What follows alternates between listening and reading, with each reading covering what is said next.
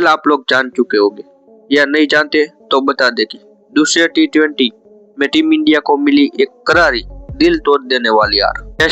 क्रिक spotlight में आप सभी का हार्दिक स्वागत है। आप सभी ने अभी तक हमारे चैनल को सब्सक्राइब नहीं किया है तो कर दीजिए। पहला मैच जिस धांसू अंदाज में जीता था, किसी ने सोचा भी नहीं था कि दूसरा मुकाबला इतनी बुरी तरह से हाथ से निकल जाएगा।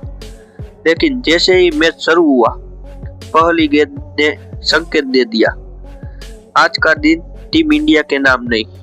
गेंदबाजी की शुरुआत और शुरुआत से ही निराशा। रन ऐसे बह रहे थे जैसे टूटे हुए नल से पानी। हर ओवर चौके छक्के, हर ओवर निराशा, और देखते ही देखते दक्षिण अफ्रीका का स्कोर 210 से भी ऊपर। बारी आई हमारी बल्लेबाजी की, विस्फोटक, दमदार, खतरनाक। लेकिन युवा किया, सिर्फ 20 रन के अंदर 3 विकेट हुआ और वही मैच खत्म। क्योंकि 200 प्लस रन का पीछा करना हो तो शुरुआत में 40 से 50 रन चाहिए होते हैं। लेकिन यहाँ तो हालत ये थी कि एक विकेट गिरा और बाकी भी पीछे पीछे गिरते चले गए। अब बात करते हैं 5 बड़े गुनहगारों की। गुनहगार नंबर 1, हर्षदीप सिंह। टीम को उन्हें शुरुआती विकेट की उम्मीद थी, लेकिन रन रोकना तो दूर, 4 ओवर में दे डाले 54 रन, 13 प्लस की इकोनॉमी। T20 में ये गेंदबाज के लिए खतरे की घंटी है। यहीं से साउथ अफ्रीका को और अवतार मिली, जिसने हमें मैच से बाहर ही कर दिया। गुनहगार नंबर 2, जसप्रीत बुमराह। बुमराह हमेशा मैच चेंजर, लेकिन आज वो भी महंगे साबित हुए। 4 ओवर 45 रन और एक भी विकेट नहीं। जब आपका प्रीमियम गेंदबाज भी रन लूटा दे तो टीम का मनोबल वही गिर जाता है। गुनहगार नंबर 3, शुभमन गिल। लगातार दूसरा मैच, लगातार दूसरी निराशा। पहले मैच में 4 रन, आज पहली गेंद पर आउट।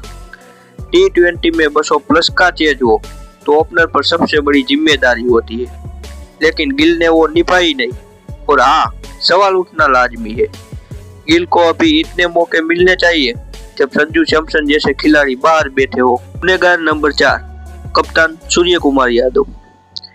सूर्या से उम्मीद थी कि कप्तानी की तरफ से फ्रंट से लीड करेंगे, लेकिन T20 वर्ल्ड कप 2024 के बाद से उन्हें बल्ले की चमक जैसे गायब हो गई है। आज भी वही निराशा।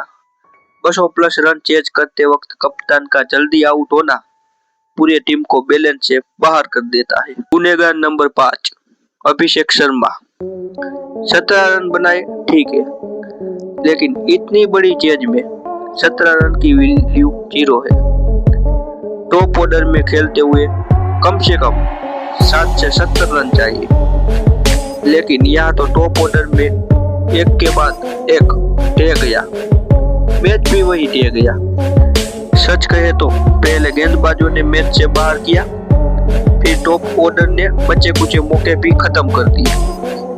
बाकी बल्लेबाजों ने कोशिश की, लेकिन T20 में शुरुआती झटकों की भरपाई लगभग नामुमकिन होती है। और ये 5 खिलाड़ी आज की हार के 5 सबसे बड़े गुनहगार बने। अब असली मुद्दा, बदलाव की जरूरत क्यों? अगर टीम इंडिया को आने वाली T20 सीरीज और T20 वर्ल्ड कप जीतना है तो अब कुछ कड़े फैसले लेने ही होंगे, क्योंकि 3 खिलाड़ी ऐसे काफी समय से फॉर्म में नहीं है, फिर भी बार बार मौका पा रहे। नाम नंबर 1, शुभमन गिल। ODI और टेस्ट दोनों में शानदार, लेकिन T20 में पिछले कई मैचों में पूरी तरह से फ्लैट। लगातार मौके, लगातार नाकामी। जबकि उनकी जगह ऐसे खिलाड़ी मौजूद है जो जैसे मौके पाते चमक जाते हैं। अगर गिल फॉर्म में नहीं लौटते तो बदलाव करना ही पड़ेगा, वरना T20 वर्ल्ड कप मुश्किल हो सकता है। नाम नंबर 2, सूर्य कुमार यादव। कभी T20 के सुपरस्टार, 360 डिग्री शॉट के बादशाह, लेकिन पिछले कई महीनों से वो जादू दिखाई नहीं दे रहा है। कप्तान अच्छा पर बैटर के रूप में रफ्तार गायब। बड़े टूर्नामेंट में फॉर्म की जरूरत और भी बढ़ जाती है। सूर्या को वापस आग उगलनी ही होगी। नाम नंबर 3, शिवम दुबे। टीम उन्हें ऑलराउंडर और फिनिशर मानती है, लेकिन न बल्लेबाजी में निरंतरता और न गेंदबाजी में धार। T20 वर्ल्ड कप में जगह चाहिए तो सिर्फ क्षमता नहीं, ताकतवर प्रदर्शन चाहिए। दुबे को एक दमदार पारी खेलनी होगी, वरना टीम में बने रहना मुश्किल हो सकता है।